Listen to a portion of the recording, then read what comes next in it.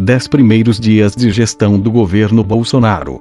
Em 10 dias de existência, a gestão Jair Bolsonaro já coleciona uma série de idas e vindas, que expuseram divergências entre setores governistas e motivaram sucessivas explicações de autoridades.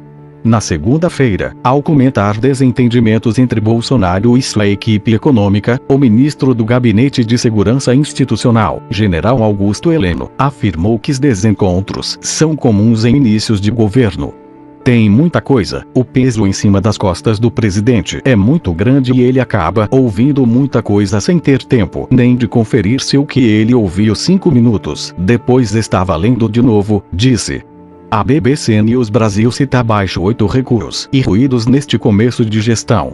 01. Ernesto Araújo x Alex Carreiro. Nesta quinta-feira, o presidente Jair Bolsonaro confirmou, pelo Twitter, uma substituição no cargo da presidência da Apex, Agência Brasileira de Promoção de Exportações e Investimentos, órgão subordinado ao Itamaraty. O embaixador Mário Vilalva assumiu o posto após a saída de Alex Carreiro, nome indicado inicialmente pelo presidente. No dia anterior, na quarta-feira, o ministro das Relações Exteriores, Ernesto Araújo, anunciou pelo Twitter que Carreiro havia pedido para deixar o posto. Outras fontes, porém, indicaram que na verdade este não havia sido uma demanda de Carreiro, que inclusive teria se recusado a sair. Na quinta, a assessoria de imprensa da Apex afirmou que Carreiro, nomeado para o cargo pelo presidente da República, Jair Bolsonaro, cumpriu o expediente normal na agência nesta quinta-feira, tendo efetuado despachos internos e recebido para audiências autoridades de Estado.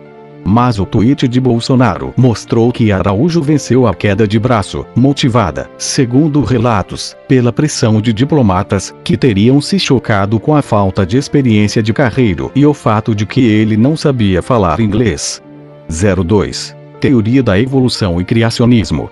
Em vídeo gravado em 2013, mas que só se popularizou na quarta-feira, a ministra da Mulher, Família e Direitos Humanos, Damares Alves, disse que a Igreja Evangélica havia perdido espaço na história ao deixar a teoria da evolução entrar nas escolas.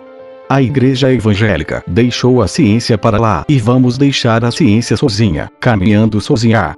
E aí cientistas tomarão conta dessa área, afirmou Damares. Nesta quinta, ao comentar a fala de Damares, o ministro da Ciência, Marcos Pontes, disse que não se deve misturar ciência e religião. Do ponto de vista da ciência, são muitas décadas de estudo para formar a teoria da evolução, ele afirmou em entrevista à Rádio CBN.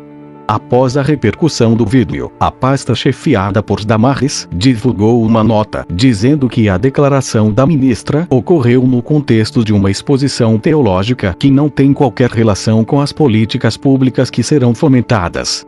Não foi a primeira polêmica a envolver Damares no governo.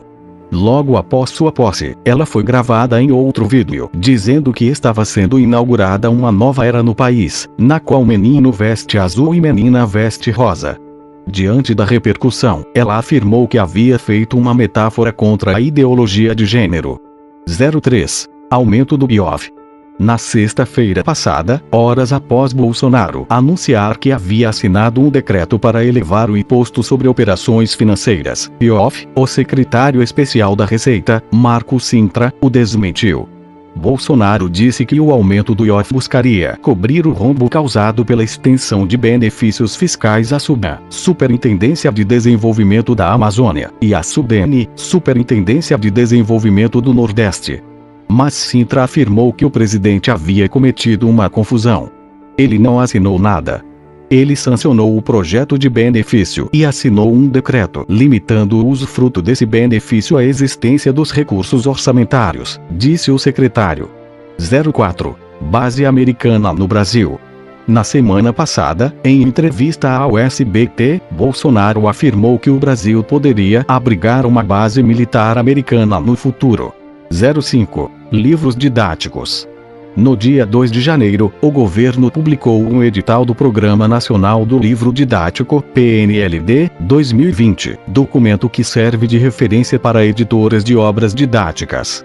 O documento suprimiu trechos de editais anteriores que tratavam da inclusão de conteúdo sobre proteção de mulheres contra a violência e da promoção das culturas quilombolas e povos do campo.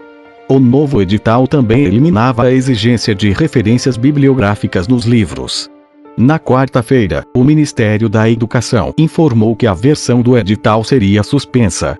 O MEC reitera o compromisso com a educação de forma igualitária para toda a população brasileira e desmente qualquer informação de que o governo Bolsonaro ou o ministro Ricardo Vélez decidiram retirar trechos que tratavam sobre correção de erros nas publicações, violência contra a mulher, publicidade e quilombolas de forma proposital, disse o órgão em nota.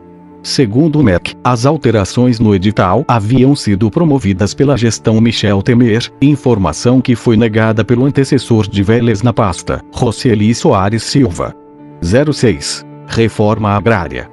No dia 3, segundo a ONG Repórter Brasil, as superintendências regionais do Instituto Nacional de Colonização e Reforma Agrária, INCRA, receberam memorandos determinando a suspensão de todos os processos para compra e desapropriação de terras. 5 dias depois, a ONG diz que o novo memorando assinado pelo presidente substituto do órgão, Francisco José Nascimento, revogou os memorandos anteriores e anunciou que não há determinação do governo federal de suspender as ações das políticas de reforma agrária e de ordenamento fundiário. 07. Juros bancários para a classe média. Na segunda-feira, o novo presidente da Caixa Econômica Federal, Pedro Guimarães, afirmou que a classe média teria de pagar juros de mercado para o financiamento habitacional. Quem é classe média tem de pagar mais. Ou vai buscar no Santander, Bradesco, Itaú. E vai ser os juros de mercado na Caixa, afirmou após a cerimônia de posse. No dia seguinte, ele afirmou que sua declaração havia sido distorcida e que não haveria aumento de juros para a classe média. Guimarães diz que na declaração anterior havia apenas destacado que os juros para a classe média não serão os mesmos que os do programa Minha Casa, Minha Vida, voltado para o público de baixa renda. É óbvio que o juro para a classe média é maior. 08. Extinção da EBC e embaixada em Israel. No fim de outubro, Bolsonaro afirmou em uma entrevista que a empresa brasileira de comunicação, EBC, seria extinta ou privatizada em seu governo. Não podemos gastar mais de 1 bilhão por ano com uma empresa que dá traço de audiência, afirmou.